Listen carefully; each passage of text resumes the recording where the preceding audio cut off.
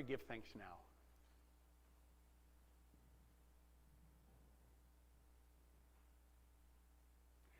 There's a lot of difficulty in our world, in our lives, Lord, but you are not responsible for any of it.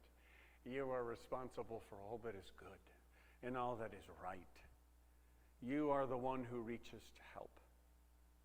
You are God Almighty in all of your perfection and goodness, who just loves to stoop lower than we can imagine, to help those who should know better, to help those who shouldn't, to those who don't do what they should and those who do what they shouldn't.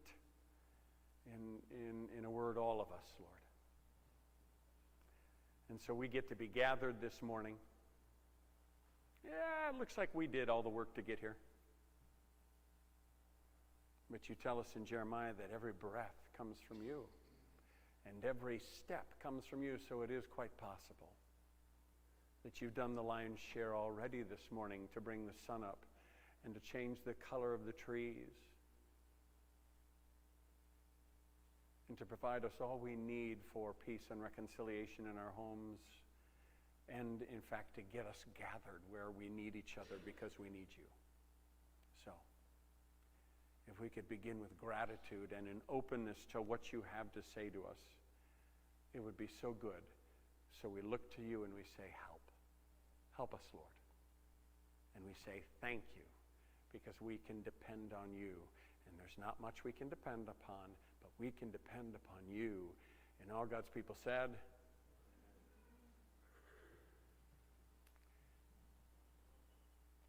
a preacher might say that Luke was the most important book. And you might be surprised if I said, I might think Genesis might be the most important book for us. I remember when my first was born. Many of you remember this. You remember holding your firstborn? First experience of that? It's just it's beyond words kind of experience. I remember I could hold her in one hand and look into her dark eyes that would eventually turn brown. She was stunning, and I'm holding her just amazed and in wonder and so happy as I hold her in all of God's glory. And then, sort of like a little dark cloud, it crosses my mind that she'll be a lot like me.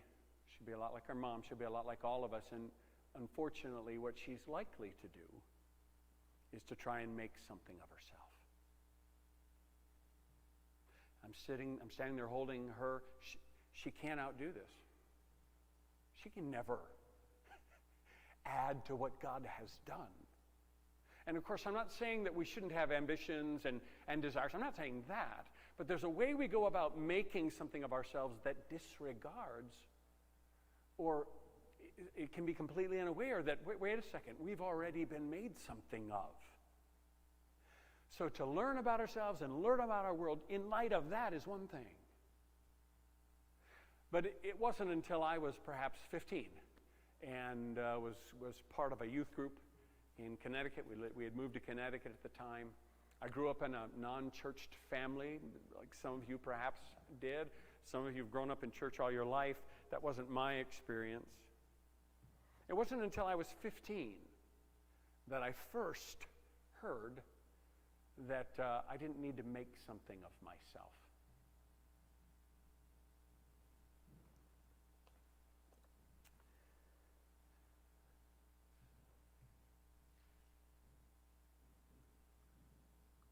I was a typical 15-year-old. My home life was a mess. Lots of things I didn't understand about what was really going on in my parents' marriage, but it was a mess, and our home life was real tense, and I was trying to figure out things like any young person does. Things about me, things about the world, things about everything, right? It was the book of Genesis that gave me feet. It was the book of Genesis that allowed me to sort of orient myself to God, to reality, and who I was in light of those things. Yes, in that youth group, of course, we were learning about Jesus. But any of you who have been in a youth group and have begun to learn about Jesus know it's not difficult to turn Jesus into a rabbit's foot I rub for the forgiveness I need and the things I want. And I think without the book of Genesis, I might have done that more. And I remember going home from youth group one night, and I said, Mom, do we have a Bible? And she said, I think I do, somewhere. So she dug for a while, and she came up with her old King James Bible. That's what we had. And I started reading in Genesis. And that's where I fell in love with my Maker and all that he had for me and for you and for all of us. So what we're going to do, I put the button somewhere. Oh, yeah. You all have Bibles, and I always love you to be in your Bible, but Genesis 1 is a highly patterned poem. And, you know, people have all kinds of interpretations of Genesis 1. I want to limit my interpretations to what the patterns emphasize. So what we get to do is we get to read it together. And as we read it this way, out loud, I'll read some, you'll read, the patterns become evident. And what we're going to do for the next 3 weeks in the same passage every week is ask ourselves, what are the patterns laying out for us, okay? That's what we're up to. So, you get to read if it's underlined, and I'll read if it isn't, all right? I'm trying, okay, I think I'm out of the line of sight. You ready? Here we go. In the beginning, God created the heavens and the earth. The earth was formless and void, and darkness was over the surface of the deep, and the Spirit of God was moving over the surface of the waters. Then God said, God saw that the light, and God separated the light from the darkness. God called the light day, and the darkness he called night.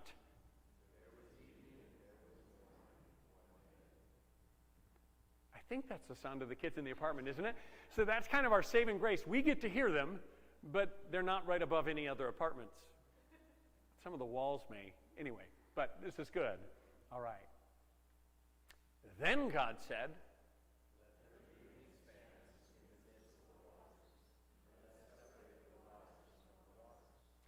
God made the expanse and separated the waters which were below the expanse from the waters which were above the expanse.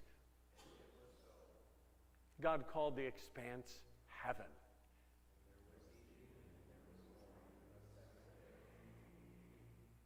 See how this just kind of lays out some of the patterns for you?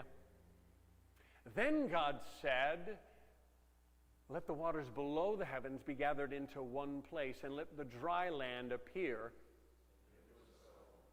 God called the dry land earth, and the gathering of the waters he called seas. And God saw that.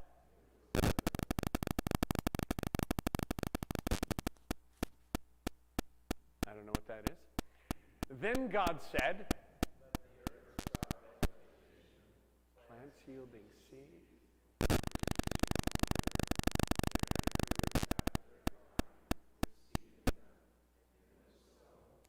The earth brought forth vegetation, plants yielding seed, and the trees bearing fruit with seed in them. And God saw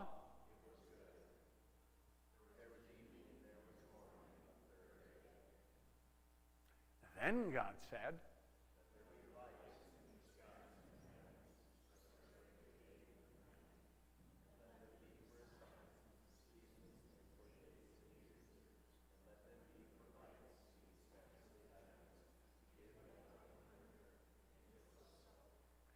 God made the two great lights, the greater light to govern the day, the lesser light to govern the night.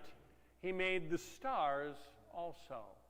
God placed them in the expanse of the heavens to give light on the earth and to govern the day and the night and to separate the light from the darkness. And God saw that.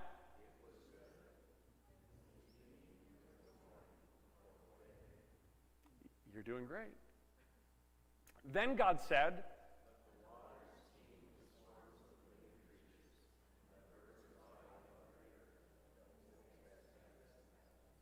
God created the great sea monsters and every living creature that moves, with which the waters swarmed, and every winged bird. And God saw that. God blessed them, saying, be fruitful and multiply and fill the waters in the seas and let birds multiply on the earth.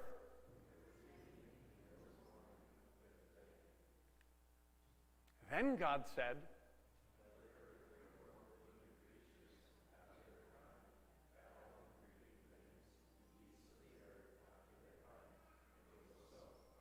God made the beasts of the earth and the cattle and everything that creeps on the ground.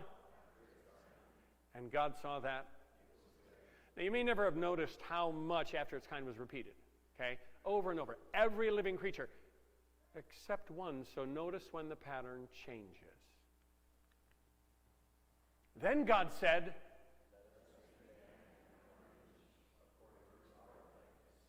and let them rule over the fish of the sea, and over the birds of the sky, and over the cattle, and over all the earth, and over every creeping thing that creeps on the earth. God created man in his own image. In the image of God, he created him. Male and female, he created them. Did you catch it? All right. God blessed them. God said to them, be fruitful and multiply and fill the earth and subdue it.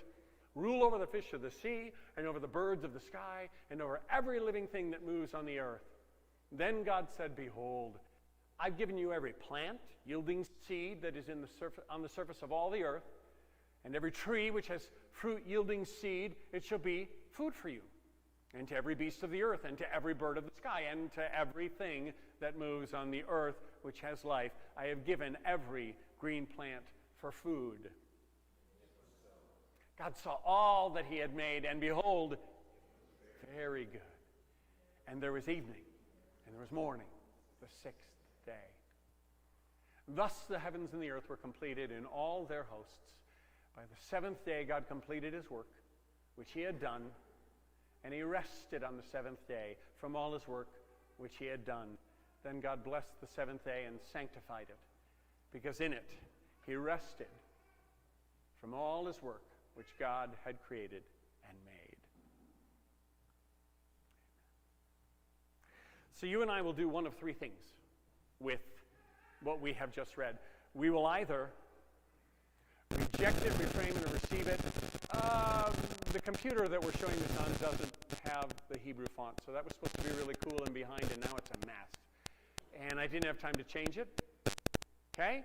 So reject, reframe, receive, Genesis, you got it. So first off, reject. There are any number of reasons you might reject what God has just said.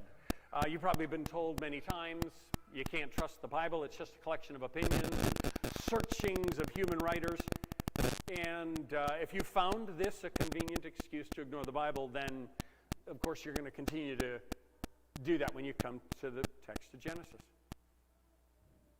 If you're a naturalist, believing only in random mutation, blind chance in a materialistic universe, if that's kind of your bedrock, well, then this is just myth and interesting fiction to be rejected, right? Okay, that's where you are. Not slinging arrows at anybody. We're just kind of walking through. Why would we reject this? Maybe you already have a faith commitment to another religion, God or spirit. So, of course, the God of Genesis, he's out. There are lots of reasons, and we have barely scratched the surface. There are lots of reasons to reject what God is offering us in Genesis. That probably isn't so much the position of most of us in the room. Maybe, it's okay. And of course, I'm always aware of the live stream. Hopefully we have others just kind of checking out what the Word says with us.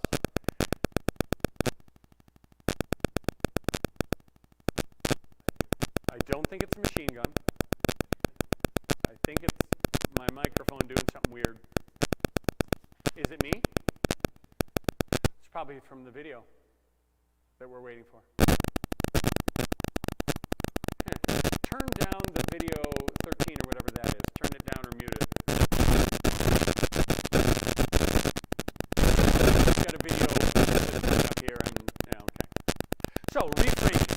Some of us will feel we need to reframe what we just received in Genesis if we're going to be open to what it says. So, some thoughts and examples there. If we believe, if kind of our groundwork is that all religions are equally true, they're valid paths, all to the same God, then if we're going to affirm that Genesis 1 and 2 provide a wonderful picture of God and the world and mankind in some sense, we'll have to reframe these chapters. And forgive me for using the word, but I'm going to use it, pretend they're compatible with the stories of other gods and other religions and other myths.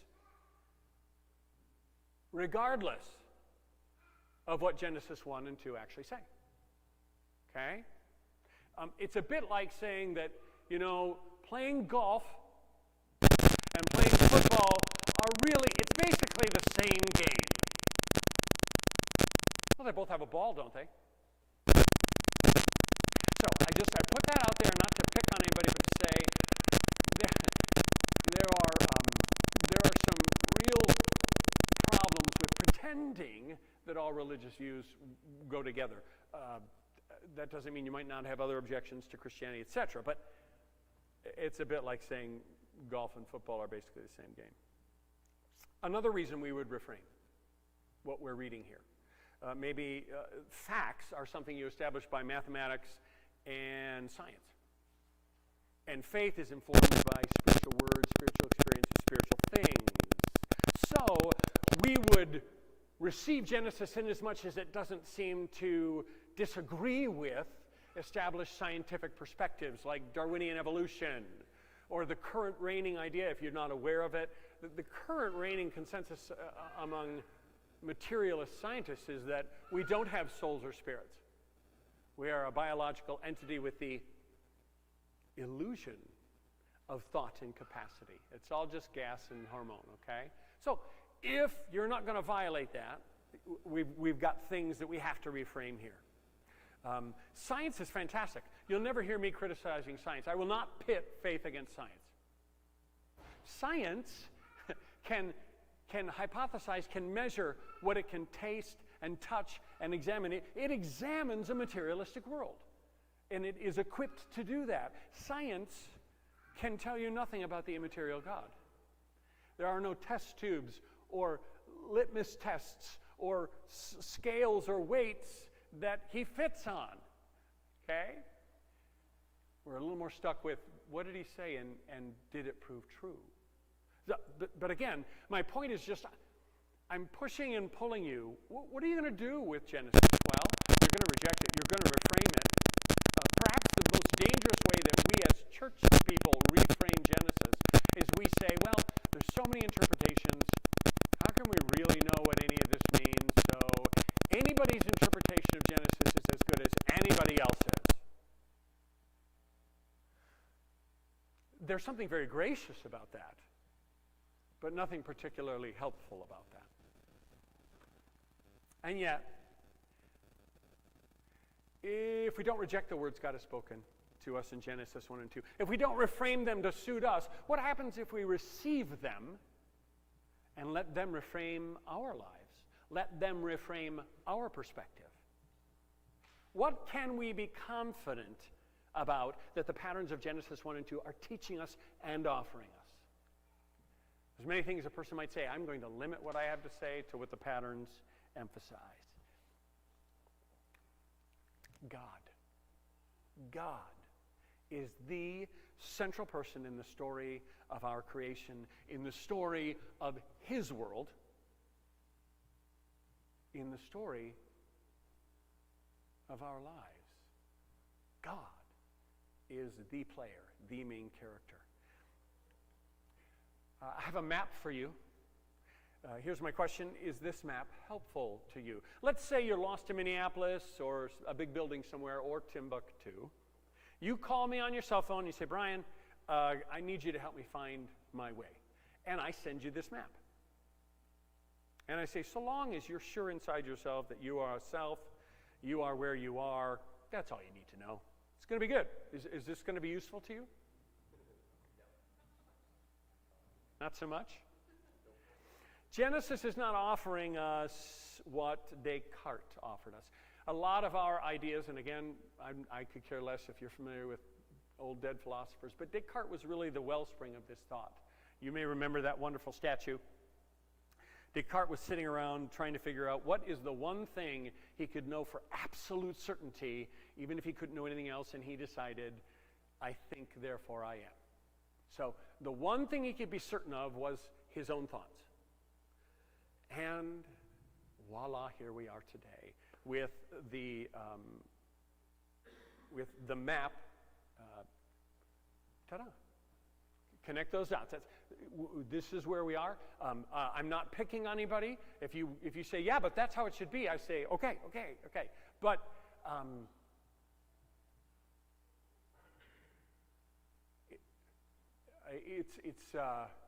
Genesis offers us something different. Okay. Here's a city. Genesis is offering us the truth that we need like this, okay?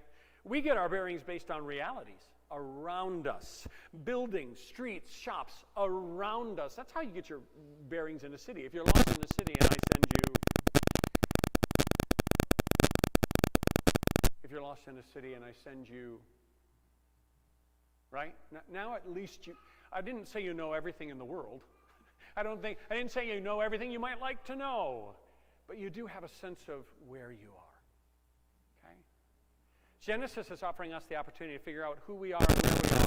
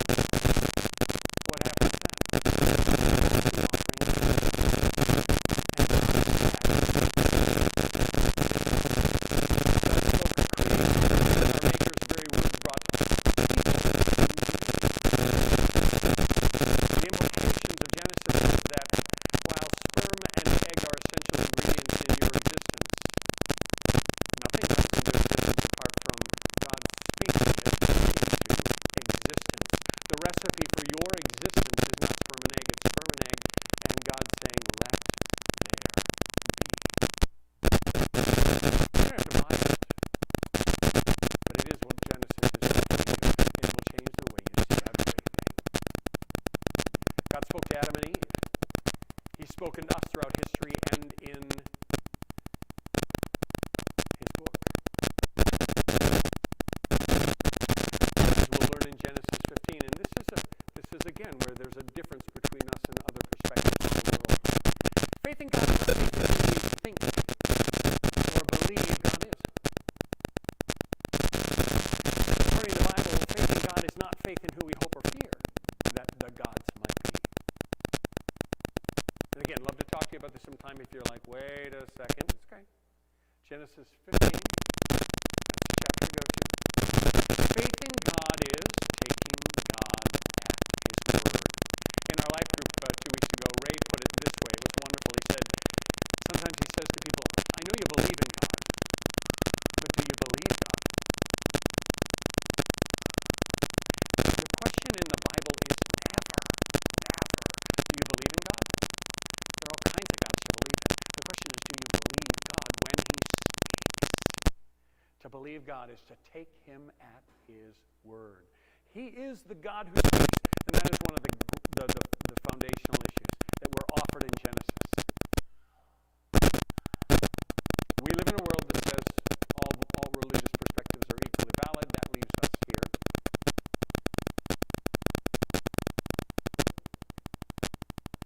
Which isn't surprising if our highest value in culture, in this culture right now, is that everybody's right and nobody's wrong. This isn't really surprising. but as I've been able to see by the looks on your faces, is this helpful or realistic? That's the question. If our Maker is not silent, then to know and hear his words provide us just what we need to know him, to know his designs, his definitions, and to know who we are. Some of us are still trying to figure out, who am I? What am I about? Why am I here? You got earbuds? It's always funny when you walk up to somebody and you're talking to them, and then they turn and you realize they haven't heard a word you said because they've got earbuds in, right?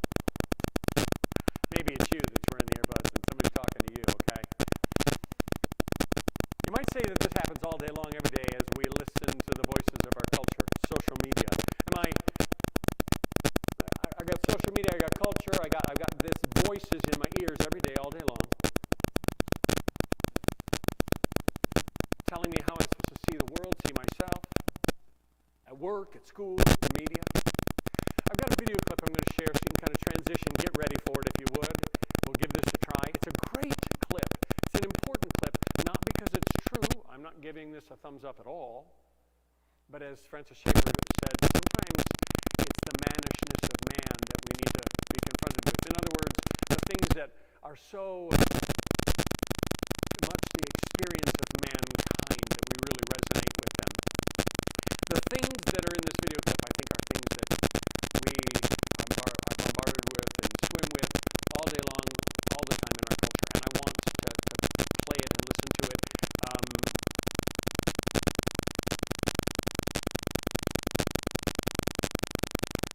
When we're listening to these kinds of things, of course, it's difficult not to reject the refrain. A little setup. Chris Evans is Captain America is in this one, and he's had to adopt a little girl, I think, because his sister died. So he's taking care of this little girl, and they're going to have a conversation that we get to listen in on. So let me see if we can succeed in bringing this to you. Oh, that's going to be good. Move for just a sec. I want to twirl this.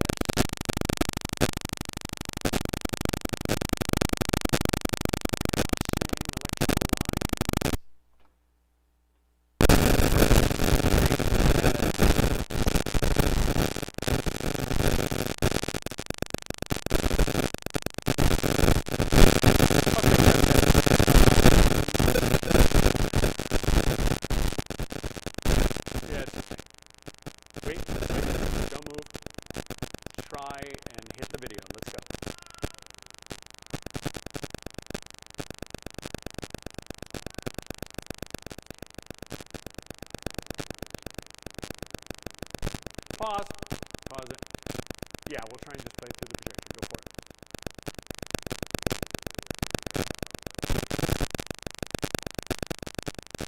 There we go. If you didn't catch it, her first question is there a God? Let's back this up a touch. Yeah, 10 seconds would be good. Now give us a dry run on the sound.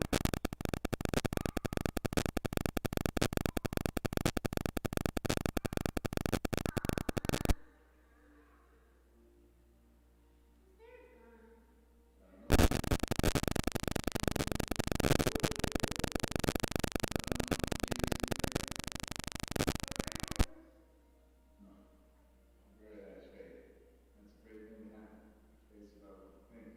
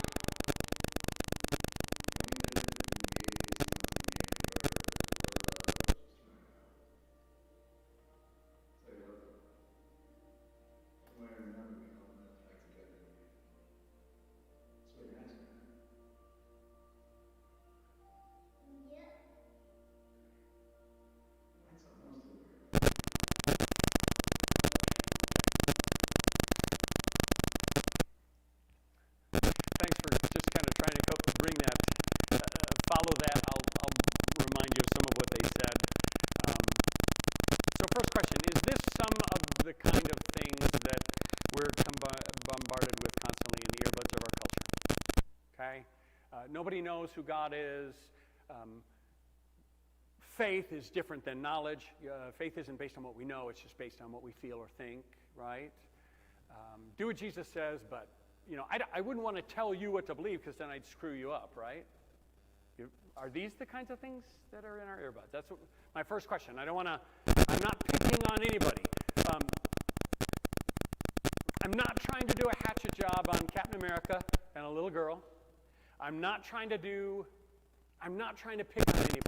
Rather, we're looking at ideas. If you got vanilla ice cream and you want to add chocolate to your bowl, is that good? I think that's going to go well. Do you want to add some jalapeno ice cream to your bowl? Go for it. I think that could go just great, okay? If you have an oil filter in your car that is shot, you've got a broken window in your house, or you got a broken burner on your stove, it's going to go well if you just try to add another one without taking the broken one out. So what we're doing as we listen to this and as we listen to culture around us, we have to determine, is this, I can just add some more of this to the bowl and it'll be okay, or do we have to admit, you know what, some things are broken. And you can't just add more windows. You can't just add another oil filter. You can't just somehow add another burner to the circuit. You have to take the broken one out. Are you with me? Okay.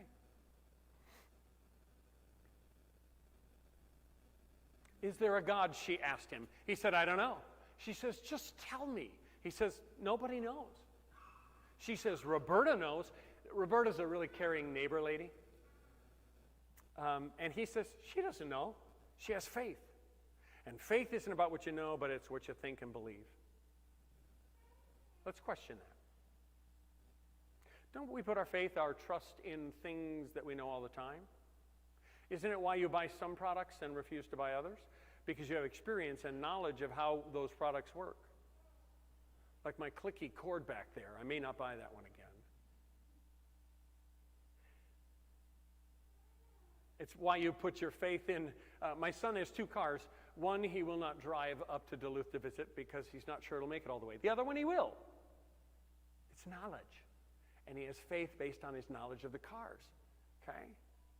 Why do you put your faith or your trust in some people at work or at school or at home? It's because in your experience, you know some of them are dependable, right? You know because of your experience that some of them are safe. And some of them are not dependable. Some of them are not safe. And therefore, based on your knowledge, you do not put your faith or trust in them. Does that mean you don't love them? Archaeology and historical documents affirm the real knowledge of Moses, of David, of the birth of Jesus in Bethlehem. This is knowledge of the crucifixion in Jerusalem. It happened, and there was an empty tomb. That's just knowledge. These are things we know. These are not things we ignorantly believe. So, friends, the idea that as Christians we have faith or belief and not knowledge is earbud noise. And it will push us to reject or reframe what we receive from Genesis. And so I invite you, we all have to start out, is this just another flavor of ice cream and it's my flavor thing and it's fine, I can mix them. Ever had garlic ice cream? It's a big deal in some places in California. Or is something broken and it needs to be replaced? We've got to sort those things out. One more. In the end of that conversation in the movie, Captain America tells the little girl, this is important that it's Captain America. Why do you think they hired him for the role? You're not going to question what Captain America says. The only difference between Roberta, the neighbor with her faith, and the atheists on TV, he says, is that Roberta loves her and is trying to help. It's the only difference. So we got 3 possibilities for what he said. Yeah, good. Yeah, all those were nice. 3 possibilities for what he just said. Neither people of the Christian faith or atheists are right. That's one, that could be what he meant. He could mean they're both right. I don't think he means that. Or he could mean that truth doesn't matter because love is all that matters.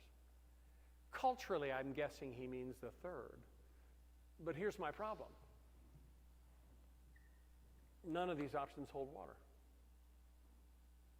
I'm not picking on the people.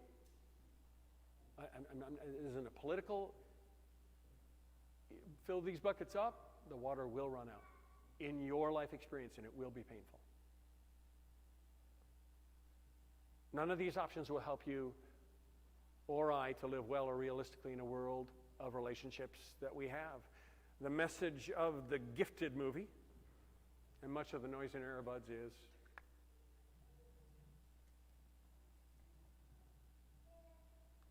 and yet, if we're able to receive Genesis from our Maker, receive it. In the beginning, God created the heavens and the earth. We don't have to start with ourselves to figure out who we are and where we are. We can start with God, our Maker, because we are who we are and where we are in relationship to God. And that is a wonderful, solid thing. We know this, secondly, because our Maker isn't silent. God said, let there be light, and there was light.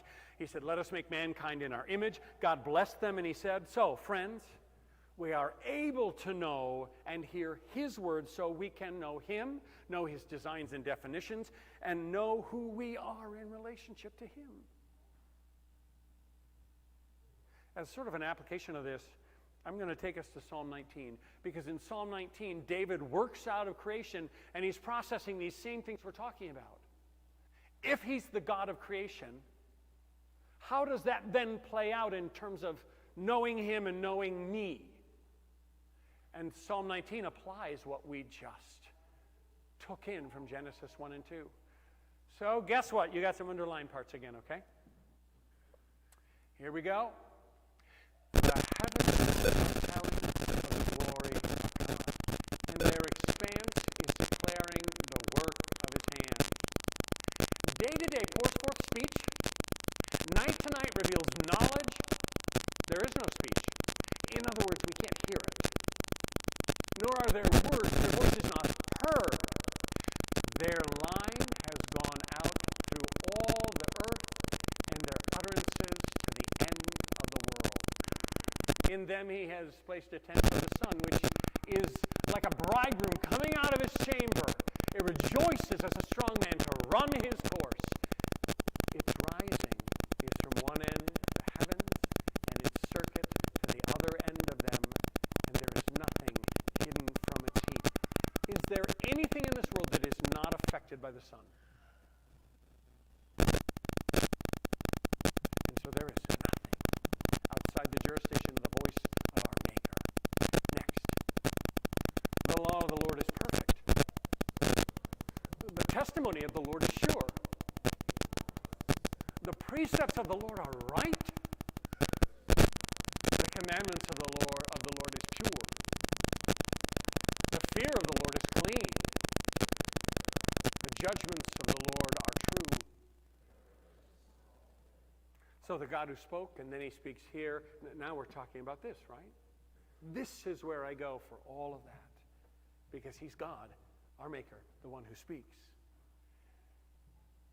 These, his work, more desirable than gold, yes, than much fine gold, sweeter also than honey and the drippings of the honeycomb. Moreover, by them your servant is warned. In keeping them there is great reward. Who can discern his errors? Acquit me of hidden faults. Also keep back your servant from presumptuous sins. Let them not rule over me. Then I will be blameless, and I shall be acquitted of great transgressions. When I look here to let him do that. Let the words of my mouth and the meditations of my heart be acceptable in your sight, O Lord, my rock and my redeemer. So, questions for you in finishing. How are you going to orient yourself to God this week? How are you going to let him be your orientation? What noise in the earbuds is going to try and influence you to reject or reframe what God has to say? Will you make time to be in his word listening to his voice so you can receive his designs, his definitions, his purpose and meaning for you, for your good this week. Goodbye.